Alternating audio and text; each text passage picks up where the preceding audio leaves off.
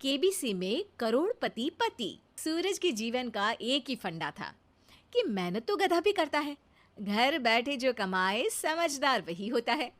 इसीलिए उसने कभी नौकरी ही नहीं ढूंढी। इस बात से हालांकि उसकी पत्नी शिखा बिल्कुल भी अग्री नहीं करती थी, पर फिर भी सूरज को समझाना बेकार था। टीवी में कैसे बनोगे करोड़पति का ऐड देखकर उसे लगा कि बस अब तो घर बैठे ही वो करोड़पति बन सकता है, और उसके पीछे उसने अपने सारे सोर्सेस एक्टिव कर दिए। 2 हफ्ते में उसके कलीग के साले के पड़ोसी के बेटे का सोर्स निकलता है जो कि उसे शो में पहुंचा सकता है, और सूरज उससे मिलने चला जाता है। अच्छा, तो हमें मुकेश जी बता रहे थे कि आप हमें शो में पहुंचा सकते हैं। हाँ, उसमें कोई तकलीफ नहीं है। मैं कल अगर कोशिश करूँ तो इसी महीने में आपका नंबर आ जाएगा। अरे ये तो बहुत बढ़िया हो गया। अच्छा, वो सिलेबस और क्वेश्चन पेपर का कोई जुगाड़ है क्या? हैं? उसका तो कोई जुगाड़ नहीं है। तो वो वाकई में कुछ भी पूछ सकते हैं? हाँ, वो तो बच्चन जी पर है। जो पढ़ते हैं वो पूछ लेते हैं। पहली कोशिश फेल होने पर अब सूरज के सामने एक बहुत बड़ा सवाल था कि आखिर जवाब कहाँ से लाए। तब शिखा ने एक सजेशन दिया, क्यों ना सूरज अपने चचेरे भाई सुमित से मदद मांगे, जो कि यूपीएससी की तैयारी कर रहा था। हालांकि इतनी मेहनत करना सूरज को समझ में नहीं आता था, पर कोई और रास्ता ना मिलने पर वो आखिर सुमित से बात करता है। अरे सुमित, हमारा कैसे बनोगे करोड़पति के लिए सिलेक्शन होने वाला है। तुम हमें थोड़े चिट बनाने में मदद करोगे क्या?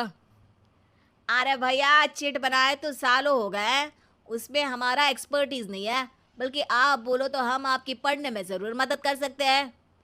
हट, कैसी अनाप शराब बातें कर रहा है तू। सूरज ने सुमित को मना तो कर दिया था, पर तैयारी करने के सिवाय कोई चारा उसे दिख भी नहीं रहा था।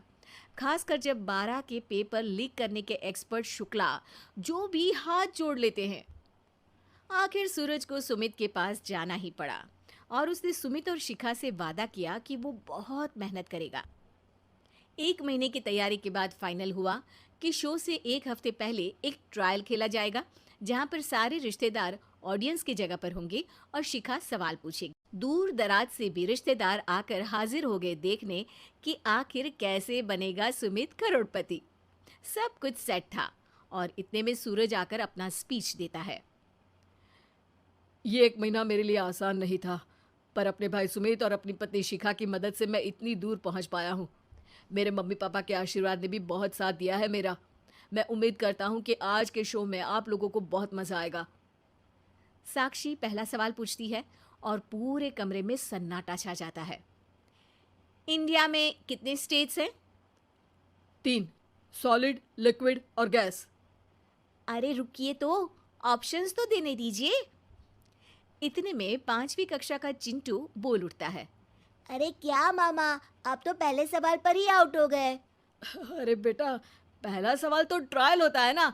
अरे तुम अब देखना। देखने जैसी बात तो थी ही। सूरज को इतना शांत किसी ने नहीं देखा था। कभी कभी तो लगता था मानो सूरज आंख खोलकर ही सो गया हो।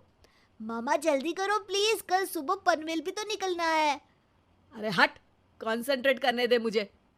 3 सवाल में 3 लाइफलाइन खत्म हो चुकी थी, और अब चौथे सवाल पर भी सूरज का मौन नहीं टूटा। पर सूरज अभी भी हार मानने को तैयार नहीं था। उधर हर कोई सूरज को छोड़ सुमित को देख रहे थे। आखिर सुमित ने ही तो पढ़ाया था सूरज को। गजब बेइज्जती है यार। अरे बेटा, तो बाप का, दादा का, भाई का, सबका नाम बुड़वाएगा। अरे 3 लाइफलाइन ले ली तो भी तेरा कुछ नहीं होना है। अरे कोई इतनी बात करता है क्या शो पर? अरे बेटा, शो पर तेरे जैसे भी तो नहीं आते ना। सूरज की ये जंग आखिर 1 घंटे बाद 5वें सवाल पर खत्म हो गई, जब उसने इंडिया के नेशनल बर्ड का नाम कहा, कौवा। अरे बेटा, मजा तो बहुत आया, बस थोड़ा टाइम पर खत्म होता तो आनंद भी आ जाता।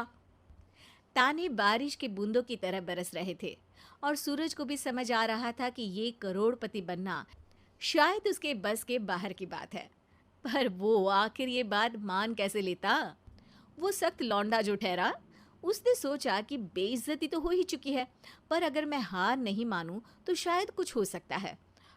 शिखा, तुम देखना, असली शो में आग लगा दूंगा, आग, करोड़पति बनूंगा मैं। हाँ। सब्जियां खत्म हो गई है घर पे, ले आओ। पहले पति बन जाओ, फिर करोड़पति बनना। अरे गजब बेइज्जती है यार।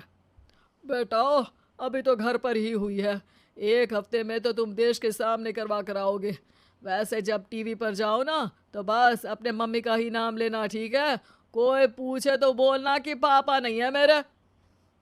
अरे पढ़ाई की, पेपर निकलवाए, इतने सारे लोगों को खाना खिलवाया, क्या फर्क पड़ा? इसीलिए मैं कहता हूँ कि मेहनत तो गधा भी करता है, घर बैठे जो कमाए वही सिकंदर। लेकिन मामा, गधे भी जानते हैं कि हमारा राष्ट्रीय पक्षी मोर है।